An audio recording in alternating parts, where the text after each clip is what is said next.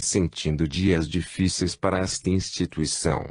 Israel fechou ligeiramente os olhos, como se buscasse os amigos espirituais, interpretando a vivência espiritual do amigo desta maneira: nossa casa com rachaduras. Pode significar que o trabalho deste templo será abalado. Sem dúvida, respondeu Castro Traço. Chamarei agora mesmo um profissional para verificar as estruturas do centro. Quem sabe as paredes guardem trincas que desconhecemos. Talvez algumas de nossas obras assistenciais estejam precisando de verificação e, se for necessário, faremos reformas materiais urgentes. Interrompendo a fala do amigo, Israel lembrou: isso pode ser, também, um simbolismo. Rachaduras, brechas, infiltrações, quem sabe é um alerta do plano espiritual para fortalecermos nossa vigilância, evitando em nosso templo as fendas no campo do espírito. A propósito, continuou o dirigente doutrinário Traço, acordei com um desejo de promover entre os nossos cooperadores um estudo acerca da casa espírita, seus objetivos, trabalho e trabalhadores, bem como a necessidade de convivência pacífica entre os tarefeiros do Cristo. O que me diz? Acredito seja oportuno, respondeu o presidente em tom de profunda reflexão. Traço. Enquanto eu verificarei o aspecto físico, você congregará os cooperadores tratando do aspecto moral. Não que estejamos fanatizados pelos sonhos, mas já que nossas interpretações revelam prudência e bom senso na administração desta casa, não vejo mal em tomarmos as providências necessárias. Tendo cada qual guardado, das vivências espirituais, o que mais lhes havia impressionado, os amigos espirituais alcançaram o objetivo: permitir que os responsáveis, com suas próprias capacidades e sob inspiração superior, se movimentassem a fim de se organizarem e se fortalecerem. Desta maneira os dois planos da vida estavam em comum acordo, vibrando na mesma sintonia, amparando-se mutuamente. 4. Iniciando o ataque. Os dias correram e o trabalho no centro espírita prosseguia em relativa tranquilidade. Nas zonas espirituais inferiores, porém, os adversários da verdade já estavam prontos para o ataque. Júlio César, qual doente mental, gritava palavras de ordem, seguidas destas orientações: camaradas, nossa hora chegou. Já fui informado de que os emissários da luz igualmente se organizaram, falando aos responsáveis encarnados da maldita instituição sobre os nossos planos. Já esperávamos por isso. Espíritos fracos nos denunciaram. Isso não vai nos impedir. O odioso templo permanece impregnado de fluidos amorosos. Nós, também, somos muitos e dispomos de poderosas vibrações negativas. Nosso momento chegou. Gonçalves! Gonçalves! Gritou infeliz, procurando entre a multidão seu capataz. Estou aqui, senhor, respondeu o servo diabólico. Já fez a verificação dos principais trabalhadores? Sim, aqui está o levantamento. 10 dirigentes serão visitados por nós. Temos, por exemplo, os registros da responsável pelo atendimento fraterno. Veja, o nome dela é Márcia Boaventura. Identificamos, após dias de observação, que é uma mulher dedicada ao trabalho espírita. Nos últimos 5 anos, dizem os relatórios, nunca faltou nos dias de plantão. Promove periodicamente reuniões com seus cooperadores, está sempre disposta a ouvir sugestões, trata a todos com afabilidade e doçura, evita os comentários menos edificantes, está distante das fofocas, trabalhando com espantosa seriedade, guardando e recomendando absoluto sigilo sobre todos os casos de atendimento. Através dela não temos nenhum campo de ação, sem contar a proteção que angariou pelo trabalho tão bem realizado, quase não oferece brecha, limitando a 1% nossa influenciação sobre ela.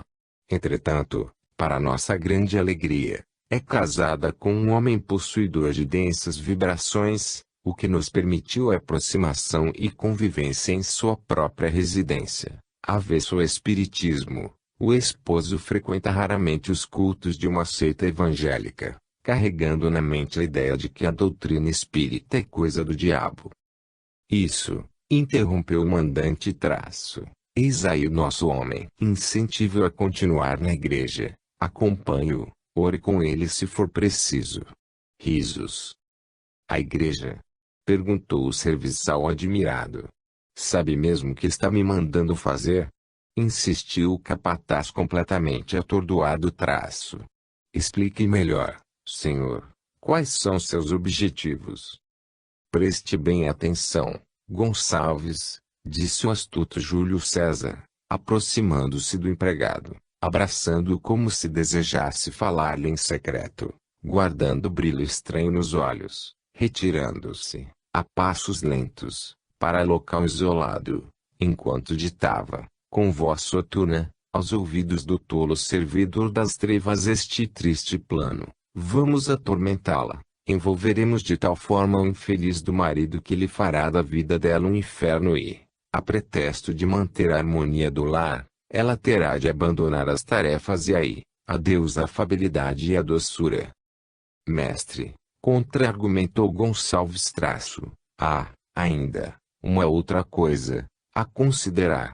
O marido é dado à bebida. Se o incentivarmos à igreja, às orientações, ainda que fanáticas, ameaçando os adeptos com o fogo do inferno, poderá levá-lo a largar o álcool, impossibilitando-nos de utilizar mais este trunfo. Ora, respondeu um obsessor-chefe traço, que trunfo melhor poderíamos ter senão o medo do inferno? Nós somos os próprios demônios. Deixe que o infeliz pare de beber. Para nós o que importa é infernizá-la, e irritá-la naquilo que possui de mais sagrado. Ela não aguentará os argumentos de um marido fanático e, além do mais, poderemos fazer com que toda a economia doméstica seja, mensalmente, conduzida à igreja, contribuindo com a obra do Senhor, perturbando-lhe ainda mais a vida financeira e a convivência familiar. Assim, ela será obrigada a procurar um emprego, a fim de suprir as necessidades básicas, afastando-se definitivamente das tarefas no centro espírita. Não se esqueça, continuou o perverso coordenador traço, de verificar na instituição alguém cujas vibrações denotem desejo ardente em assumir um cargo. Veja entre os próprios companheiros de Márcia se há brechas nesse campo, quem sabe um desejo escondido, uma pontinha de inveja etc. Incentive-os a cobiçar esta colocação. Aproveite um daqueles dias em que os trabalhadores demonstram natural irritação, ocasionada pelas atividades frenéticas da vida moderna, fazendo com que alguns comecem a se aborrecer com as orientações da coordenadora. Faça brotar, entre eles, ideias de que a responsável pelas entrevistas gosta de mandar, aparecer, dominar. Assim, quando nossa querida irmã abandonar o trabalho espírita, compelida pelo marido, outros estarão à disposição, ávidos pela disputa do cargo de entrevistador-mor, e os que forem reprovados certamente se afastarão melindrados. Os que ficarem não terão a mesma eficiência de nossa vítima. Será o fim do atendimento fraterno bem organizado daquela casa. Plano perfeito. Vamos, ordenou o mandante perverso. Não quero mais perder tempo.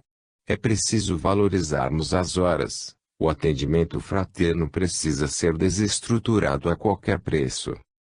Mas, senhor, disse o secretário das sombras traço, não deveríamos visitar primeiramente, como estava programado, o presidente da casa juntamente com o diretor doutrinário? Não deveriam ser as primeiras vítimas de nossa perseguição? Já estão sendo, respondeu o organizador astuto traço, à medida que os departamentos forem atingidos por nossa influenciação, quando o funcionamento das tarefas começarem a se comprometer, haverão de se preocupar e muito provavelmente se irritarão pouco a pouco, abrindo-nos o canal de influenciação. Preciso fazer com que a organização esteja acima da fraternidade, aí, ficará mais fácil nossa infiltração. Brechas serão abertas por todos os lados, e nossas ideias serão captadas com mais facilidade. Organizaremos o restante dos perseguidores para visitarem os outros dirigentes. Quero cuidar do caso Márcia Boaventura com especial atenção. Os obsessores deixaram a cidade das trevas em direção à residência do casal Boaventura. Márcia, tarefeira no campo das entrevistas, permanecia junto às atividades domésticas. O marido, criatura zeda e difícil, desenvolvia ondas de impaciência e indignação pelo trabalho da esposa no centro espírita, argumentando: mulher, você tem que parar com essas coisas de espiritismo, é preciso pensarmos um pouco mais em nossa vida financeira.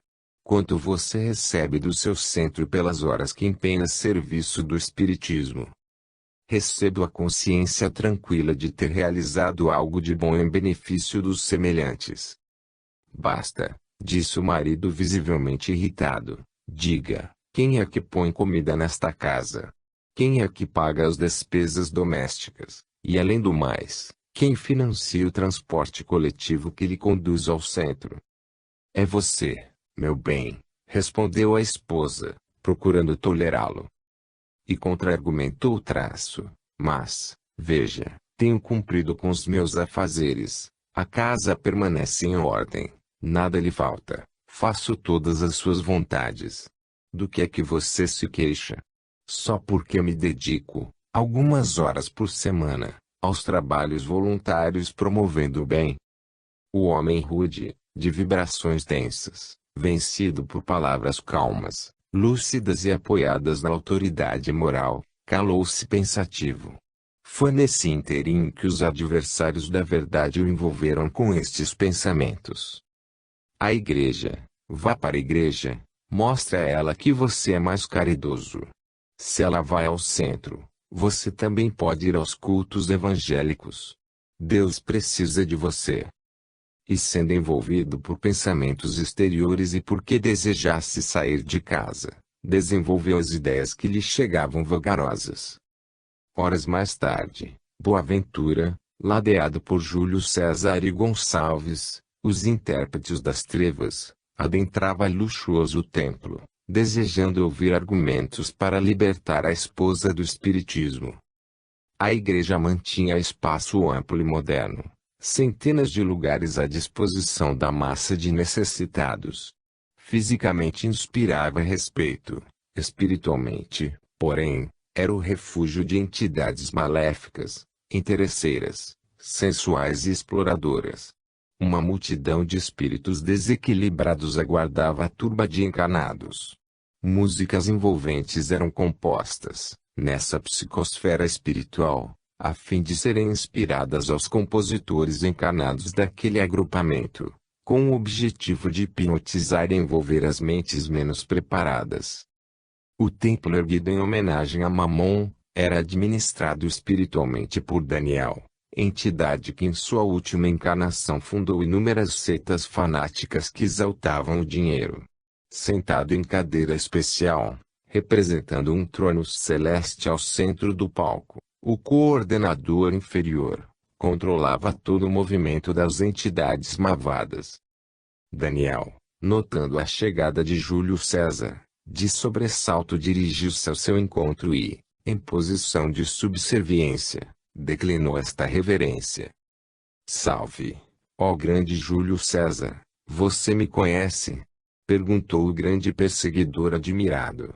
Quem já não ouviu falar de figura tão ilustre? Claro, que o conheço. Sei que o senhor é um dos obsessores imediatos da falange da qual faço parte. Sei, também, que administra a respeitável cidade dedicada às obsessões. Tenho comigo as informações básicas do seu currículo, entre elas conheço a sua especialização em destruir centros espíritas. Eu o admiro sinceramente. Não é fácil perseguir aqueles que têm conhecimento de como as coisas espirituais funcionam. Aqui, por exemplo, vez por outros espíritos da luz se apresentam arrebatando muitos dos nossos, mas os encarnados, trabalhadores deste núcleo, não dispõem do intercâmbio mediúnico ostensivo, da fé raciocinada, da caridade pura, o que facilita muito o meu trabalho. Mas, quanto ao senhor trabalhando tão de perto e tão corajosamente junto aos tarefeiros dos centros espíritas. Ah! Isso não é para qualquer um. Seja bem-vindo em minha casa, quero que saiba, sou Daniel, desde agora seu servo. O mandante das trevas quase explodiu de tanta satisfação. Recompondo-se dos elogios do colega, falou-lhe desta forma. Estou agradecido, Daniel, pela sua hospitalidade. Isso facilitará muito o meu trabalho. Será recompensado por isso. Falarei aos meus superiores da sua boa vontade em ajudar, da sua colaboração e certamente será promovido. Não, senhor, replicou a entidade alucinada a traço. Não desejo promoção, sei o quanto as vagas na sua equipe são concorridas. Uma oportunidade ao seu lado, para mim já estará excelente. Desejo mesmo aprimorar minhas condições de influenciação negativa. Ótimo, disse Júlio César traço. Ficará conosco sob as ordens de meu secretário. Sua presença nos será útil. Já que demonstra tamanha atenção para conosco, quero lhe falar dos nossos planos. Preciso de sua ajuda para influenciar alguém em especial. Está vendo aquele senhor na terceira fila à direita? Sim, respondeu Daniel. Precisamos fazer com que fique completamente fascinado pelas ideias que você divulga aqui. A esposa dele, por realizar um trabalho que nos incomoda, é quem desejamos atingir. Ela é uma rocha moral, espiritualizada e dedicada ao próximo. Não temos condições de atingi-la por vibrar em outras faixas, sintonizando constantemente com os mensageiros da luz. Por isso, estamos sendo obrigados a desenvolver verdadeira manobra, ocupando-nos um tempo precioso, mas valerá a pena. Gostaria apenas que nos concedesse a palavra, que nos permitisse envolvermos o pastor, no momento do culto, para que nossas colocações possam atingir Boaventura em cheio. Ah! Quanto a isso o senhor não terá problema. Clodoaldo, nosso valoroso pregador encarnado, atende às nossas ondas mentais com muita facilidade. É também ligado aos nossos interesses. Muito bem, concluiu Daniel traço. Está autorizado. Entretanto, precisamos nos apressar. O culto vai começar em instantes. Aquela seita edificara um rico templo em homenagem a Mamon. Fluidos de interesses materiais estavam impregnados por toda parte, evidenciando a exploração humana. Entre os coordenadores encarnados, a sinceridade era inexistente, o desejo de servir despretensiosamente ali não existia. Pessoas interesseiras foram atraídas pelo comércio da fé. A cobiça e a ambição dominavam os sentimentos dos representantes do templo, onde a palavra de Jesus deveria ser vivida, mas assim não acontecia. Entidades terrivelmente inferiores ensaiavam discursos para o culto. Pouco a pouco, a igreja era ocupada por pessoas com as mais variadas dificuldades. Muitas revestidas de fé verdadeira, de méritos espirituais, de honestidade e amor, também se apresentavam engrossando as fileiras do luxuoso santuário. Próximo do início das atividades, marchas musicais foram tocadas, preparando o psiquismo dos presentes. Terminado o show de músicas lúgubres, figura esquisita adentrou no ambiente físico. Era Clodoaldo, o pastor-chefe. De posse do livro sagrado dos cristãos, a criatura austera, de intenções sombrias, contemplou demoradamente a extensa plateia de necessitados, preparando-se para falar, quando foi envolvido pelos dois intérpretes das trevas, que lhe inspiraram este discurso. Meus irmãos, os sofrimentos no mundo representam o castigo divino. Se você sofre é porque está em débito com Deus e precisa saldar esta dívida. Nós, os pastores de Deus, recebemos um dom do Eterno Pai, o de aliviar e até acabar com os sofrimentos. Somos os mensageiros do Senhor. Entretanto, nada na vida é de graça. Deus espera que você faça a sua parte, Dê a sua cota de sacrifício para se libertar dos problemas espirituais que lhe atormentam. E é sobre o sacrifício que vamos falar. É preciso ter coragem para agradar a Deus, ter fé para conquistar a simpatia de Deus, ser ousado nas rogativas dirigidas a Deus. Se você quer se ver livre dos problemas, doe sua parcela de sacrifício para a edificação do reino de Deus na terra. E a igreja é a casa de Deus, que precisa da sua contribuição para consolar a multidão de desafortunados, filhos do Senhor. Estranha força partia do pregador. Poderosas vibrações magnéticas prendiam a atenção do público. Júlio César estava transfigurado, ligara-se com planos mais inferiores, mentalizara a figura mítica de Satanás assumindo perispiritualmente a forma mitológica, impressionando os adversários do bem. Daniel, contudo, dizia, lindo. E capacidade. Este é meu mestre, meu mentor. Que as trevas lhe acompanhem, Júlio César, gritava o novo discípulo, sustentando o camarada com pensamentos menos edificantes. E todo aquele, continuou o representante da maldade, que contribuir com Deus terá sempre o dobro. Portanto, quem mais doar, mais receberá. Neste momento, gritos de aleluia foram pronunciados pelos profissionais da fé, incentivando o povo a concordar com os absurdos proferidos pelo pastor, que exaltava a insensatez. Boaventura estava impressionado, os olhos brilhavam à maneira daqueles que estão ébrios de ambição, sentia-se atraído pelo pastor, notava ares de simpatia para com aquele homem.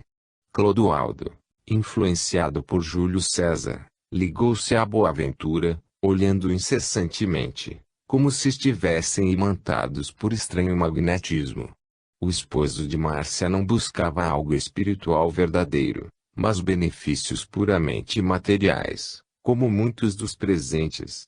Pensava na reforma da casa, em aumentar a renda doméstica e, quem sabe, enriquecer com a ajuda divina. Isso facilitava muito a atuação dos perseguidores. Neste ponto, os adversários espirituais começaram a gritar instigando a massa: doem, doem, doem, doem tudo. Tudo para o Senhor. Deus é o nosso Salvador. Risos. Estas palavras eram repetidas pelos trabalhadores encarnados. Via-se, nitidamente, mãos encarquilhadas ofertarem os últimos recursos, homens fortes ofertando o salário do mês, mães desesperadas doando os últimos centavos, engordando os cofres do santuário erguido a Mamon. O cenário era triste. Vários espíritos bons, penalizados, aguardavam a hora oportuna para ajudar. Terminado o momento do ofertório, o pastor fez uma rogativa. As palavras pediam a Deus pelos necessitados, mas o coração contava as moedas. Entretanto, centenas de pessoas oravam com fervor, inúmeras possuíam méritos e, nesta hora, os benfeitores espirituais, que estão em toda parte, ali se apresentaram, atraídos pelos pensamentos das pessoas nobres de sentimentos, colhendo os pedidos sinceros que, muitas vezes, numa explosão de fanatismo, eram feitos aos gritos, e, naquela algazarra, os verdadeiros espíritos do Senhor, que não eram vistos ou percebidos pelos adversários do bem, trabalhavam silenciosamente, anonimamente, promovendo passes magnéticos nos enfermos, recolhendo obsessores, espíritos recém-desencarnados, almas sofredoras e infelizes, num extraordinário trabalho de benemerência. Terminada a prece, muitos sentiam-se aliviados, atribuindo a melhora ou a cura aos poderes místicos do pastor. Eram literalmente os falsos profetas, anunciados por Jesus. No processo de seleção em que a Terra se encontra, é natural que Deus nos permita agirmos com liberdade, pois que estamos sendo classificados através dos próprios atos. Entretanto, nada foge à lei de causa e efeito. Essas expressões dolorosas terão de ser consertadas pelos próprios enganadores. Mesmo em núcleos dedicados à exploração humana, Deus direciona luzes, enviando os bons espíritos para socorrer quantos clamarem sinceramente por misericórdia. Júlio César, ladeando o porta-voz de Mamon, fortalecia-o no discurso mentiroso. Eu lhe solicito, Senhor, que aqueles que contribuíram com a sua obra sejam especialmente abençoados e que os males espirituais sejam retirados, os demônios afastados. E, nesse instante, atores contratados caíram ao solo, simulando manifestações demoníacas, sugestionando as mentes fracas, perturbadas pelos adversários do bem, a repetirem os atos trisloucados. No plano espiritual as entidades debochavam, riam, divertiam-se da crendice popular, ao mesmo tempo em que muitos frequentadores encarnados ficavam temerosos, aguardando a expulsão dos demônios pelo pastor que, pronunciando as palavras combinadas, afastou os espíritos impuros dos atores, enquanto os ajudantes despertavam as mentes impressionadas, restabelecendo a ordem no ambiente físico. Concluída a encenação, ainda fortemente envolvido pelos coordenadores das trevas, o pregador continuou. Vocês viram o poder do demônio. Mas o nosso poder é maior. Aleluia! Aleluia! Todos aqueles que não têm fé, caem nas garras de Satanás. Ele age de várias formas, tendo sua morada nos centros espíritas. Neste momento, Júlio César retirou-se ligeiramente do campo de ação do expositor da mentira, aconchegando-se a Boaventura, influenciando-o, para que as informações o convencessem. O Espiritismo, continuou o orador das trevas, é a doutrina do demônio. Os espíritas são adoradores da maldade. Aqueles que abraçam esta doutrina têm a vida atrasada. Os homens que são casados com mulheres que trabalham neste movimento podem ser contaminados. O contrário também é verdadeiro. A residência fica marcada e o diabo poderá arrebatá-los do dia para a noite. Se alguém aqui possuir parentes frequentando ou trabalhando nestas casas, deixem os nomes para a reunião de libertação, onde afastaremos o demônio amarrando definitivamente, confinando no inferno, donde nunca deveria ter saído, livrando os lares desta indesejável companhia. Sejam fortes, não deem trégua aos espíritas, convençam os parentes, tragam-nos ao nosso templo. Todo aquele que consegue converter um irmão à nossa fé, cresce aos olhos de Deus. Não tolerem as conversas espíritas, Satanás é quem orienta essas casas. Boaventura parecia estar em transe, e uma onda de ódio, iniciada por Júlio César, invadiu-lhe a alma, fazendo-o refletir erroneamente, desta forma. Por isso, então, permaneço na pobreza, esse é o motivo de não conquistar nada materialmente. Márcia vai me pagar. O mandante das trevas lançou o olhar para o pregador, ajudando-o a terminar a ridícula exposição, fazendo-o pronunciar estas palavras. O Espírito de Deus está me dizendo que aqui há várias pessoas com este problema. Aqueles que possuem amigos ou parentes envolvidos com o espiritismo, por favor, levantem a mão. Dezenas de pessoas se apresentaram. O pastor, então, se colocou à disposição para, ao final do culto, conversar individualmente com aqueles que quisessem libertar os seus parentes do demônio, recuperando a paz familiar. 5. Estimulando a vaidade. O plano de Júlio César fora muito bem executado. Clodoaldo conseguira convencer Boaventura, que permanecia inebriado pelas novas informações recebidas. Os adversários da paz comemoravam. Júlio César, conversando animadamente com o capataz, informou. Pronto. Só nos resta aguardar. A semente foi lançada e a terra é muito boa. Boaventura, de retorno ao lar, haverá de infernizar nossa querida Márcia, refetuando a discórdia, retirando, naturalmente, a esposa do equilíbrio. O marido fanático haverá de massacrá-la, destruindo-lhe, pouco a pouco, a disposição para trabalhos espíritas. A tarefa do atendimento fraterno perderá uma de suas melhores cooperadoras. E agora, mestre? Perguntou Gonçalves, desejando saber dos planos íntimos do mentor das sombras para a continuidade do processo de infiltração. Agora, meu caro, cabe-nos verificar os grupos de assistência espiritual. Mas, vamos abandonar o caso Márcia Boaventura? Questionou o servo da maldade. Não abandonaremos este processo. Simplesmente precisaremos dar tempo ao tempo para que a semente do fanatismo, plantada na mente de Boaventura, germine. Mais tarde retornaremos à residência da coordenadora do atendimento fraterno para as devidas verificações. Esta operação, meu querido, requer muita paciência. Todo cuidado é pouco. A organização e a cautela são a alma deste empreendimento.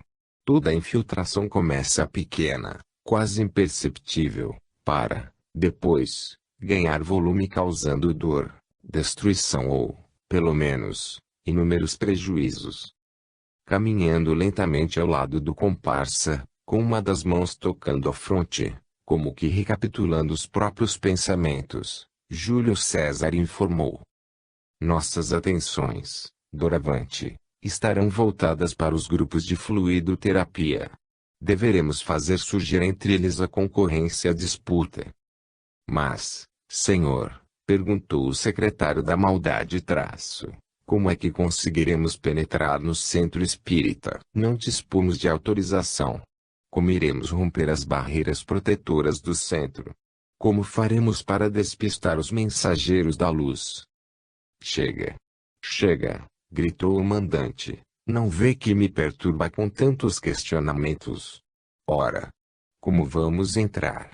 Aproveitaremos os desequilíbrios humanos, as brechas, como o orgulho, a mesquinhez, o desejo de mando, a vaidade etc, etc, etc. Enquanto você marca os passos, eu já recebi valoroso relatório dos nossos comandados que permanecem junto de muitos tarefeiros encarnados. Eles têm livre acesso na instituição, por serem acompanhantes usuais dos tarefeiros do centro que não vivem a mensagem cristã, que fazem parte dos grupos de fofoca, dos que são sempre do contra, daqueles que desejam reformar tudo e nunca estão satisfeitos com nada. Identificamos, em 3 grupos, passistas que nutrem desejo ardente em desenvolver a faculdade de cura. Acreditam ser especiais, embora suas tendências para o fanatismo permaneçam controladas pela organização e o estudo doutrinário esclarecedor, contendo certas ideias. Não possuem, nem de longe, a raríssima faculdade de curar instantaneamente as enfermidades. Mas e aí? Perguntou Gonçalves. Aí, meu amigo, nós vamos dar a eles a faculdade de cura. Como assim? Simples. Aproveitando a brecha de inúmeros tarefeiros, penetraremos na instituição. Dos assistidos que adentrarem a sala de passe e estiverem sob um processo obsessivo, e ainda, se esses obsessores fizerem parte de nossa extensa falange, solicitaremos que se afastem momentaneamente, causando uma cura, instantânea, aparente. O resto, se eu conheço bem a criatura humana, acontecerá naturalmente. Não entendi, disse Gonçalves. O senhor pode explicar melhor? Fácil, meu querido. Muitas pessoas não entendem o processo da mediunidade, não compreendem que os passistas são simples instrumentos, embora haja sempre uma parcela do magnetismo humano, e por desejarem agradecer os recursos recebidos, logo o endeusamento baterá às portas das salas de fluidoterapia, fazendo com que os passistas disputem entre si quem dispõe de maiores recursos magnéticos. Ah! Mestre! O senhor é um gênio, Gonçalves, alertou o obsessor-chefe. Preste bastante atenção, uma vez dentro da instituição todo cuidado é pouco. É provável que não veremos as entidades superiores laborando naquela casa. Provavelmente sentiremos certo desconforto psíquico, pelo contraste das nossas vibrações. Dos cooperadores espirituais que pudermos enxergar, por trabalharem intimamente ligados à nossa esfera de atuação, com o objetivo de arrebatar muitos dos nossos. Evite fixar-lhes o olhar, pois vibrações amorosas tentarão nos retirar do caminho. E se, porventura, lhe agarrarem, evite pensar naqueles que você amou um dia. Não se contamine com a fraternidade e muito menos deixe-se tocar pelas palavras doces e afetuosas que nossos adversários certamente tentarão nos transmitir. Se uma fraqueza qualquer envolver, chame por mim. Você, ainda que com suas dificuldades no campo do intelecto, é por demais valioso, além de guardar informações confidenciais deste nosso processo. E não desejo que o inimigo saiba de nossos planos mais íntimos. Desta maneira, vigie as emoções. Tendo-se dirigido para as portas da instituição, verificaram a proteção e organização da casa, aguardando que os trabalhadores encarnados com quem se afinizavam se apresentassem para o trabalho. Foi nesse período que Maria Souza, tarefeira da fluidoterapia, adentrou o centro, autorizando, pelos seus pensamentos e sentimentos pedantes, a entrada dos representantes da maldade no núcleo cristão. Estes, imantados à servidora vaidosa, tomavam as providências necessárias para a continuidade das infiltrações. As entidades superiores sabiam de tudo e os acompanhavam discretamente sem que, no centro, os inimigos da verdade pudessem percebê-las, permitindo, assim, a entrada é livre, porém, monitorada de Júlio César e Gonçalves que, para os trabalhadores da casa espírita, se converteriam em elementos de provas no campo dos ensinos de Jesus. Penetrando a sala cujas atividades eram de assistência espiritual, os malfeitores notaram a diferença fluídica, as vibrações evidenciavam respeito e tranquilidade. No aspecto físico, disciplina e seriedade dominavam o coração da maioria dos trabalhadores. Entidades amigas, quais enfermeiros espirituais, ladeavam os passistas a fim de ajudá-los na transmissão de energias refazedoras, num trabalho cristão e anônimo. Maria Souza desenvolvia vontade sincera em ajudar, mas o sonho de ser uma grande magnetizadora, uma extraordinária médium de cura, atrapalhava-lhe as boas disposições, pois o pedantismo lhe anulava as melhores intenções, impedindo-lhe a produção de sentimentos sublimes, ficando no comum das pessoas, sobrecarregando a equipe espiritual, que, aproveitando apenas alguns poucos recursos magnéticos, fazia todo o trabalho. Iniciada a sessão de passes, uma senhora curvada, gravemente envolvida por uma turba de obsessores, sentou-se com muita dificuldade na cadeira onde Maria haveria de ministrar a fluidoterapia.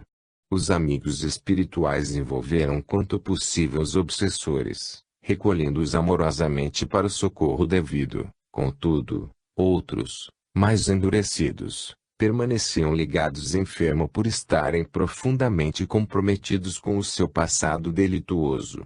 A assistida somente se libertaria por completo através do esforço íntimo, pela transformação moral a qual, em verdade, não se dedicava. Júlio César, analisando as vibrações do coordenador daquele caso, notou pertencer à sua categoria espiritual e, após as conversações preliminares, acrescentou: "O camarada certamente me conhece, não?" "Claro, Júlio César, claro. O que quer de mim?" "Pequenos favores." "Favores? De graça." "Não, meu amigo, será recompensado. Digamos que será troca de gentilezas." "Pode dizer, o que é?" "Preciso que você e sua equipe abandonem esta mulher." "O quê?" "Nunca. Será momentâneo. É pela nossa causa. Conhece os meus superiores. Em nome deles, estou me empenhando na destruição deste centro e preciso de sua... Ah! Por que não disse antes? E para destruir esta casa maldita? Então, tem todo o meu apoio. Graças a este terrível templo de amor não consigo concluir o meu plano. Se esta criatura continua em pé, é por causa destas energias e das preces que tem recebido desta odiosa instituição. Júlio, meu caro, terá toda a minha ajuda. ficaremos longe dela. Vejamos. 6 meses, está bem? Nenhum dia a mais, está ouvindo? Mas em troca, continuou o obsessor mercenário após o vencimento deste prazo, você me cederá 20 trabalhadores seus bem treinados, pelo tempo equivalente à minha ausência junto a esta infeliz. O que me diz? Negócio fechado, finalizou o arquiteto da maldade. Enquanto o passe era transmitido, os espíritos perseguidores daquele caso saíam silenciosamente. Os amigos espirituais atentos, também se retiraram discretamente, aproveitando a trégua interesseira dos malfeitores, para tentar libertá-los da ideia de maldade e vingança. Mobilizaram, então, equipes socorristas, conseguindo encaminhar muitos adversários para o intercâmbio espiritual. Porém, a mulher que adentrou a sala, curvada, recuperava a postura correta como que de imediato, readquirindo certa vitalidade. Quando se viu liberta daquelas influências, num desejo de agradecer, agarrou a mão da passista, beijando-a e lançando estas palavras de gratidão: Deus abençoe a senhora. Sua mediunidade é fantástica. Agora eu sei. Estou livre. Você é uma santa. Estas atitudes da assistida romperam as normas de silêncio e discrição que a casa espírita solicitava, tumultuando momentaneamente o trabalho. O dirigente encarnado aproximou-se contendo os excessos, imprimindo ordem e disciplina no ambiente. Júlio César acompanhou o trabalho de Maria Souza durante várias semanas, fazendo com que casos semelhantes a estes fossem repetidos. Para isso oferecia cargos, favores e retribuições aos obsessores, provocando nela a certeza de que finalmente havia desenvolvido a faculdade de cura. Em pouco tempo, certos cooperadores deixaram-se envolver e contaminar pelo ciúme, inveja e intolerância. Maria Souza tornara-se valioso instrumento de atuação do obsessor-chefe que envolvia nestes pensamentos: você, realmente, é médium de cura e eu sou o seu médico, seu mentor. Estamos nos colocando à disposição para um novo trabalho nesta casa. Desejamos desenvolver aqui grandes trabalhos de cirurgia espiritual. Você será famosa, seu nome será divulgado largamente e todos haverão de respeitá-la. Entretanto, muitos invejosos desejarão tirá-lo da missão, por isso afaste-se daqueles que quiserem analisar as suas produções. No resto, conte conosco. A médium curadora, contaminada pela presunção, já espalhava aqui e acolá suas novas capacidades e em pouco tempo os assistidos já disputavam uma vaga junto à sua cadeira para receber os passes curadores. Na sala, a competição estava instalada. Vários companheiros invigilantes caíram na armação das trevas, esquecendo-se de que o trabalho em qualquer área solicita discrição e fraternidade. Alguns perdiam-se na indignação, afirmando que a curadora, na realidade, era anímica, vaidosa, orgulhosa e deveria ser banida do grupo. Outros formavam pequenos grupos em favor da passista fascinada. Além das fofocas que percorriam, a galope, os corredores. Era o início de uma séria perturbação espiritual, que daria muito trabalho à diretoria doutrinária do centro. Espiritualmente, Júlio César permanecia eufórico, porque agora já havia lançado dúvidas e problemas em 2 importantes departamentos. O processo dedicado à destruição da casa espírita prosseguia. Os instrutores espirituais do agrupamento cristão permaneciam atentos, acompanhando o caso de infiltração, respeitando, contudo, o livre-arbítrio dos trabalhadores encarnados, ensejando-lhes a oportunidade de colocar em prática os ensinos cristãos. 6. Intervenção superior. O perseguidor, porém, continuava implacável. Após ter lançado a discórdia na equipe da fluidoterapia, continuava a se preparar para o envolvimento dos grupos mediúnicos propriamente ditos. Agora, os médiuns ostensivos é que seriam experimentados. Os invasores das sombras julgavam-se livres dos protetores espirituais. Sentiam-se fortalecidos no desejo de dominar o centro espírita, por permanecerem imantados aos trabalhadores que ofereciam brechas neste ou naquele campo. Entretanto, quando se preparavam para invadir um grupo de desobsessão, foram fortemente barrados por alguns espíritos bons, impedindo-lhes o acesso na reunião de orientação e libertação espiritual. Júlio César não se continha, esbravejava lançando palavras ofensivas ao grupo, além de fluidos nocivos que eram neutralizados pela atuação positiva dos benfeitores espirituais. O agrupamento dedicado à desobsessão era composto de pessoas graves e idealistas, o que naturalmente lhes garantia amparo, livrando-os dos adversários perturbadores das tarefas. Enquanto o malfeitor protestava, os amigos espirituais aguardavam em silêncio que o irmão perturbado fosse vencido pelo cansaço. Ainda não era o momento de dialogar com o terrível perseguidor. As entidades amigas aguardavam a hora adequada para intervenção junto ao agente da destruição. Gonçalves afastou-se momentaneamente para dar algumas ordens aos outros espíritos desordeiros, quando o valoroso tarefeiro, fazendo-se visível, aproximou-se dirigindo-lhe carinhosamente estas orientações. Meu filho, a paz de Jesus te envolva. Desejamos te abraçar, falando-te do nosso desejo em compartilhar contigo das alegrias espirituais. Vejo em teus olhos sofrimento, em tua face amargura, tua alma pede socorro, estás cansado de lutas inúteis e de sofrimentos intensos. E do peito do benfeitor partiam jatos de fluidos amorosos, envolvendo o capataz do mal nas mais sublimes energias. O adversário, contudo, lembrou-se da advertência do chefe quanto às tentativas dos apóstolos da luz em tentar arrebatá-los e, em desespero, começou a gritar pelo nome do seu mestre, solicitando-lhe ajuda. O representante da discórdia, porém, estava por demais ocupado, esbravejando com os coordenadores espirituais da reunião de desobsessão, ficando impossibilitado de ouvir o pedido de socorro do camarada.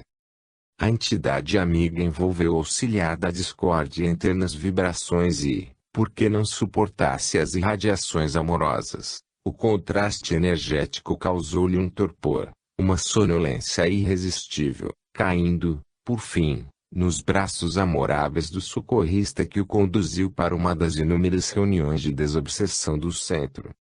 A equipe espiritual superior almejava, com isso, oferecer aprendizado aos encarnados, ao mesmo tempo em que agilizava a tarefa socorrista, valendo-se do ambiente fluídico equilibrado, do amor verdadeiro e da imantação mediúnica que permitiria ao adversário permanecer parado, por alguns instantes, e em estado de lucidez para ouvir as palavras inspiradas do dialogador.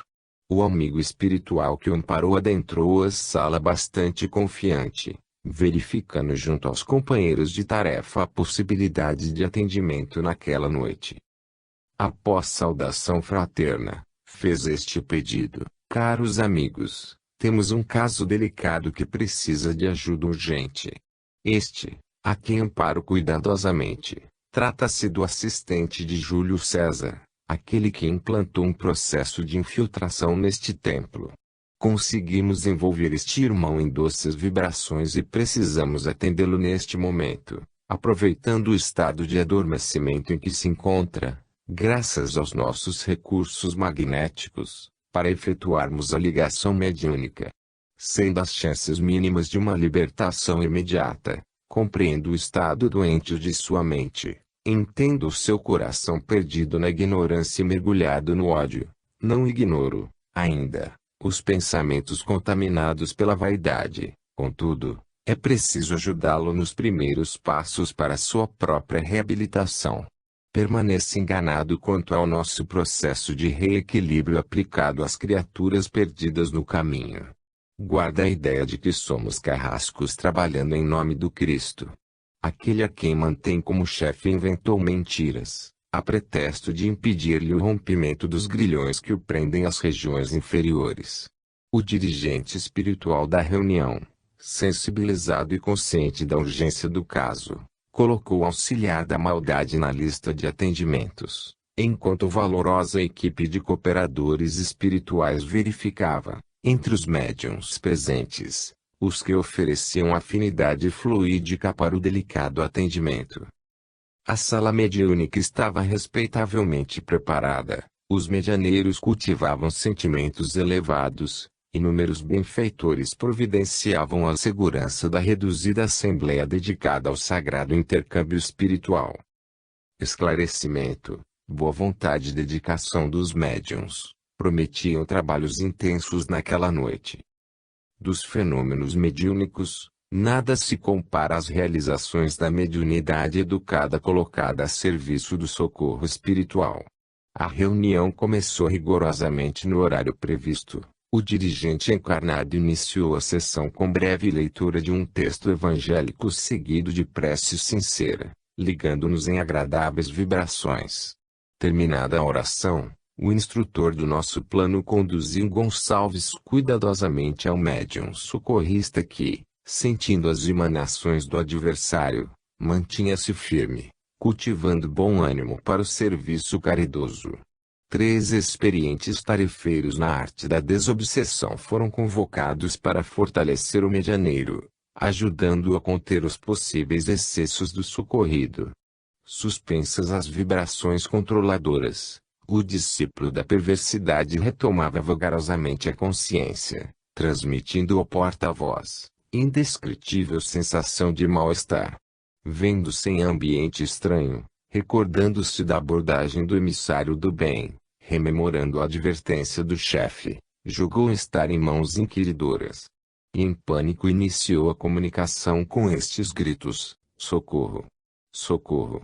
Estou preso! Querem me torturar! Não falarei nada. Nem com 1 milhão de torturas. Meu mestre vai saber. Ah! Se vai! Libertem-me! Libertem-me! Gritava o infeliz, dando trabalho ao medianeiro, obrigando-o a dosar a voz, a fim de desempenhar o melhor possível a abnegada tarefa de socorro espiritual. Vocês não sabem com quem estão falando? Sou o secretário das sombras, meu senhor. Quando souber, acabará com todos vocês. Ele é um grande representante de importante cidade espiritual das regiões inferiores. Sou seu servo predileto. Eu tenho costas quentes, não mexam comigo. Ordeno, libertem-me. Agora. Agora. Soltem as correntes que me aprisionam. Por quais mistérios me prendem a outra pessoa? E a mediunidade, não é? Claro, fui muito bem avisado. Maldita seja a mediunidade. Malditos sejam todos vocês. Malditos. O espírito perdia completamente o controle. Não fosse a mediunidade disciplinada, o atendimento seria praticamente impossível. E porque o adversário fez pequena pausa, promovida pelo cansaço do momento, as entidades amigas, verificando a necessidade de rigorosa intervenção, envolveram o dialogador levando-o a falar de maneira inspirada nestes termos: paz e amor, é o que desejamos àqueles que Deus nos envia. Meu irmão, você não está amarrado, muito menos preso. Permanecemos todos laborando em nome de Jesus nosso Mestre. Não pronuncie este nome perto de mim, meu Mestre é outro. O Cristo quer nos enganar, nos enganar. Calma, meu amigo, disse o dialogador, imprimindo nas palavras afabilidade e doçura a traço. O nome de Jesus representa a sublime bondade, o amor verdadeiro, aquele amor que você há muito tempo deixou de sentir. A amizade verdadeira que não solicita retribuições, o abraço afetuoso de alguém que nos ama. Lembra-se. Entregando-se à prática do mal, o amigo esqueceu que é filho de Deus e possui uma tarefa importantíssima para realizar, sua reforma moral. Tarefa. Tenho mesmo uma grande missão a realizar, a destruição desta casa. Vocês pensam saber de tudo, acreditam estarem protegidos. Santos, não é? Nós vamos mostrar. Meu mestre é especialista em destruir casas como esta. Eu já vi inúmeros centros serem devorados pelos próprios espíritas. Esta casa será a próxima. Que venham as falanges inferiores, venham espíritos das trevas, o momento é nosso, essa guerra já está ganha. Mestre, bradava o adversário traço, salva-me. Senhor das sombras, socorre-me agora. E enquanto o adversário da paz gritava, a equipe espiritual se fez visível, irradiando intensamente em benefício do sofredor. Entidade respeitável aproximou-se do esclarecedor, inspirando-lhe esta rogativa. Senhor Jesus, eis que te pedimos com amor sincero. Estas simples palavras, envoltas nos mais sublimes sentimentos, impressionaram o perseguidor calando momentaneamente, permitindo a atuação direta da equipe socorrista. Entidades amigas se aproximaram, aproveitando os extraordinários benefícios da oração, projetando em telas fluídicas imagens referentes à última encarnação do obsessor em atendimento. O invasor se reconhecia em valorosa empresa, desempenhando função importante. Via-se explorando os funcionários menos reconhecidos financeiramente. Abusando de moças ingênuas, autorizava abortos livrando-se da paternidade indesejável. Promovia voluntariamente demissões desnecessárias. Usava o poder para dominar, perdendo-se na noite dos vícios. Por conta disso, angariou para junto de si entidades malévolas, que o incentivavam ao desvario. E, de retorno à vida maior, a lei de causa e efeito o arrastou para a sinistra cidade. Os obsessores que o receberam exploraram-no a ponto de apagar-lhe da memória certas lembranças, convertendo-o em torpe servidor da maldade. Gonçalves estava assombrado, sentia-se usadas pelos comparsas. E, humilhado, continuou em silêncio, ouvindo a petição do dialogador que seguia comovente, colocando nas palavras o próprio coração. Rogamos-te por este amigo e irmão. Não nos colocamos acima dele, bem sabemos das nossas limitações. Imploramos-te humildemente, compreende nosso companheiro, ajudando-o no despertar, a fim de colocar-se rumo ao próprio progresso. Também sabemos dos sofrimentos desta alma, nossa irmã, das noites tristes por que passa, da saudade que machuca, do frio que atormenta e da solidão que dilacera o peito. Quem sabe, na tua misericórdia, nosso irmão encontre a alegria de servir no campo do bem, recompondo e libertando-se dos erros do passado. E, reconhecidos no teu amor, eis que te entregamos a compaixão este amigo, nosso irmão, solicitando-te acolho em teus braços. Terminada a prece, o assistido parecia estar em êxtase. O coração fora invadido por vibrações amorosas, pela primeira vez, em muitos anos, sentia-se respeitado, valorizado, querido, amado. E, lançando-se em profunda reflexão, lembrou-se do chefe perseguidor e instintivamente desejou fugir, surpreendendo-se quando notou os próprios amigos espirituais mostrando-lhe a saída, autorizando-lhe deixar o ambiente. Ajudado pela entidade que o trouxera à reunião libertadora, levantou-se, recebendo um abraço repleto de afeição, seguido destas orientações. Gonçalves, meu filho, disse o benfeitor traço, não estamos na condição de juízes implacáveis, não queremos que nos tenhas na conta de adversários. Desejamos estar unidos no amor de Deus, nosso Pai. É provável que guardes certas dúvidas a nosso respeito. Entretanto, amigo, saiba que, se ages com certa liberdade, é porque estás dentro dos limites das leis divinas. Cedo ou tarde tua atuação será impedida pelas leis universais. Desejamos com este processo de socorro acalmar-te, para dialogarmos mais de perto, advertindo-te quanto à responsabilidade de consertares o que vens estragando. Queremos que tenhas em nós amigos queridos, dispostos a ajudar-te na própria recuperação. Segue adiante, meu irmão, reflete sobre tudo o que viste, ouviste e sentiste neste ambiente, avaliando nossos propósitos. Sei que desejas ver-te livre de nós, entretanto, sabe que permaneces cativo da própria consciência. O quê? Perguntou o obsessor, interrompendo a fala da entidade amiga, livre. Onde os